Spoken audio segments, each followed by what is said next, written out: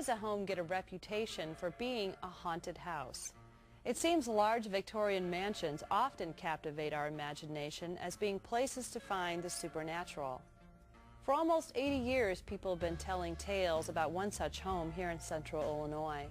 It stood abandoned for decades, but now it is a private residence. So in our last story tonight, we're going to look at the mystery and history of Voorhies Castle.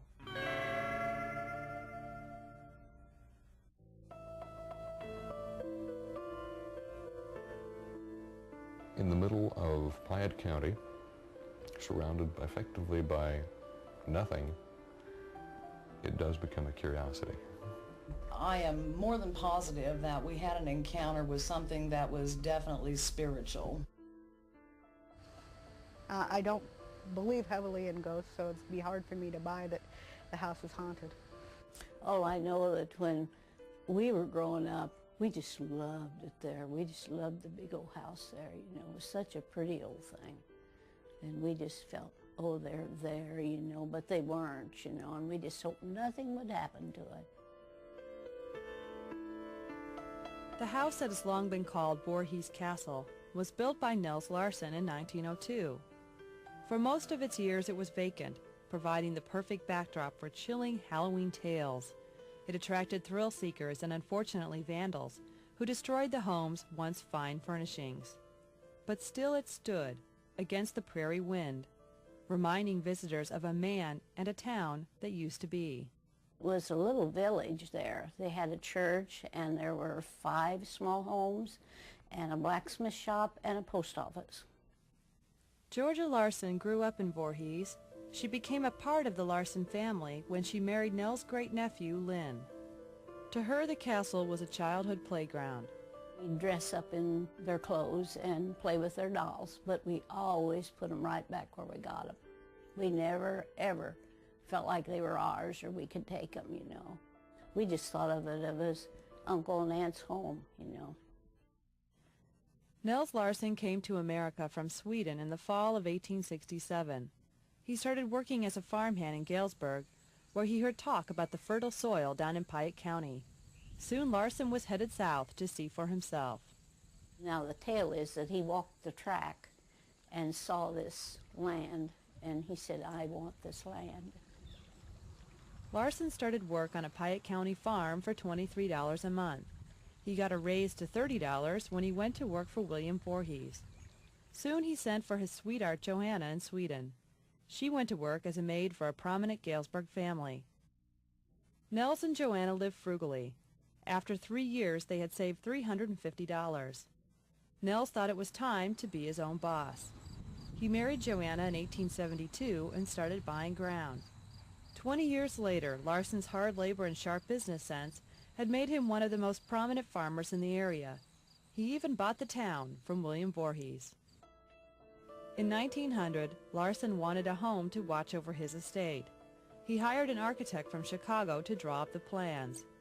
Nels wanted it to look like a Swedish summer castle. He also thought that towers would give him a fine view of his land. His home was completed in 2 years at a cost of $9,000. It was very unique for its time. He brought many artisans in from other countries to help build it. It had most modern conveniences available at the time, including a hand-powered vacuum cleaner to clean the carpets with. It was also not built with electricity, which made it rapidly obsolete. She was a person that was very quiet and hardly ever left the house. But he was just really a man that worked hard and worked his men hard. He loved clocks. He had a clock in every house, every room in the house, every room. And his son did too. They loved clocks. Nels took his hobby to the extreme when in 1910 he decided to build a clock tower on his barn. The 68-foot tower housed a 1.5-ton Seth Thomas clock.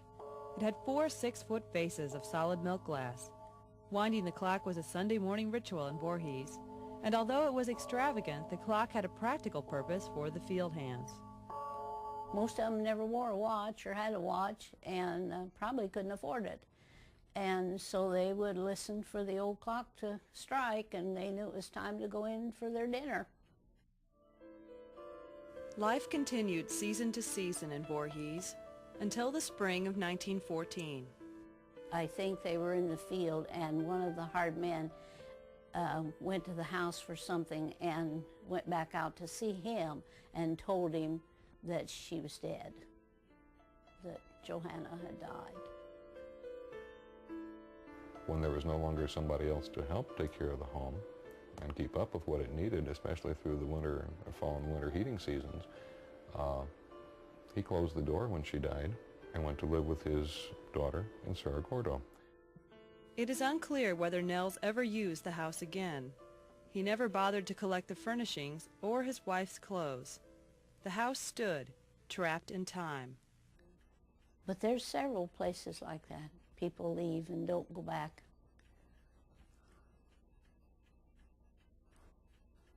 And I would never thought he would have, you know, because he loved his farm so. But I suppose since she was gone, When Nels died at the age of 83, the castle became the property of his son George and daughter Ellen. But neither desired to live there. They each had their own homes with modern conveniences such as electricity. Nels' will forced them to keep it in the family. So the castle sat, just as Johanna had left it. it was left with all the antiques and her bonnet and her apron hung in the kitchen, and there was skeleton food on the stove and magazines. You just felt like they were going to come home. It wasn't until 1967 that Voorhies Castle had its first official tourists. The children of Ellen Larson Lamb gave the property to the Illinois Pioneer Heritage Center in Monticello. But a shortage of funds forced the center to relinquish the site a few years later. The property took another blow in 1976. A tornado destroyed the beautiful clock tower barn. Since 1970, the place has had several owners, but no one has been able to erase the years of abandonment from the castle. The current residents, Earl and Ann Ropel, hope their time and labor will bring the home up to the 21st century.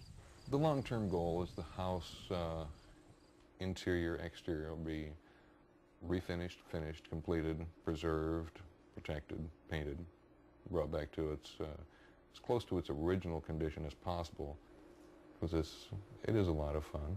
There's a lot of pride in it, and we're just not done yet. It isn't every home that comes with such a history and a collection of mysterious stories. People claim they have seen the ghost of Johanna in the West Tower window. Lights reportedly turn on by themselves, and the clock tower supposedly strikes 13 times on the anniversary of Johanna's death.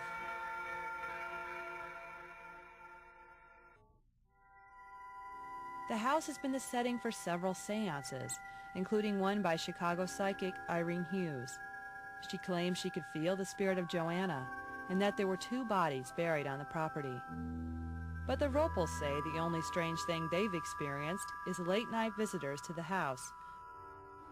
We've had them want to take tours of the property. They don't understand at night.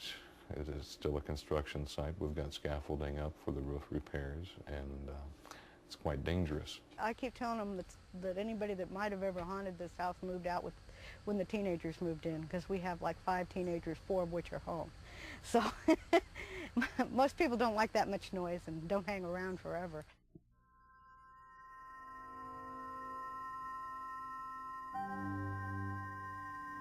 There are 2 people the Ropels can count on not returning to their property.